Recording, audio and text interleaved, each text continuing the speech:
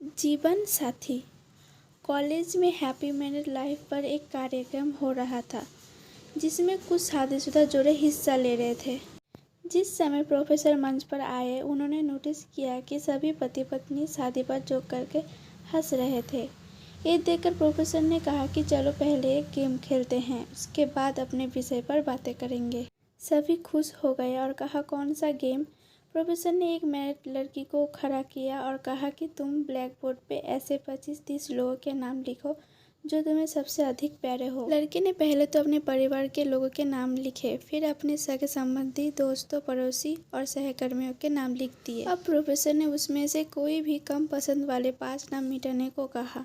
लड़की ने अपने सहकर्मियों के नाम मिटा दिए। प्रोफेसर ने और 5 नाम मिटाने को कहा। लड़की ने थोड़ा सोचकर अपने पड़ोसियों के नाम मिटा दिए। अब प्रोफेसर ने 10 नाम मिटाने को कहा। लड़की ने अपने सगे संबंधी और दोस्तों के नाम मिटा दिए। अब बोर्ड पर सिर्फ 4 नाम बचे थे जो कि उसके मम्मी पापा, पति और बच्चे का नाम था।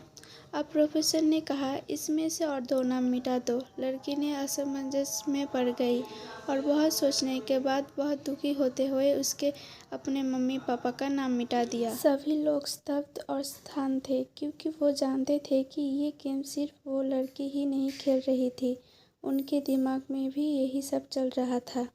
अब सिर्फ 2 ही नाम बचे थे, पति और बेटे का। प्रोफेसर ने कहा और 1 नाम मिटा दो। लड़की अब सहमी सी रह गई। बहुत सोचने के बाद रोते हुए अपने बेटे का नाम काट दिया। प्रोफेसर ने उस लड़की से कहा तुम अपनी जगह पर जाकर बैठ जाओ और सभी की तरफ गौर से देखा और पूछा क्या कोई बता सकता है कि ऐसा क्यों हुआ कि सिर्फ पति का ही नाम बोर्ड पर रह गया। कोई जवाब नहीं दे पाया, सभी मुंह लटकाकर बैठे थे। प्रोफेसर ने फिर उस लड़की को खड़ा किया और कहा ऐसा क्यों? जिसने तुम्हें जन्म दिया और पाल पोस कर इतना बड़ा किया उनका नाम तुमने मिटा दिया, और तो और तुमने अपनी कोख से जिस बच्चे को जन्म दिया उसका भी नाम तुमने मिटा दिया। लड़की ने जवाब दिया कि अब मम्मी पापा बूढ़े हो चुके हैं, कुछ साल के बाद वो मुझे और इस दुनिया को छोड़ के चले जाएंगे।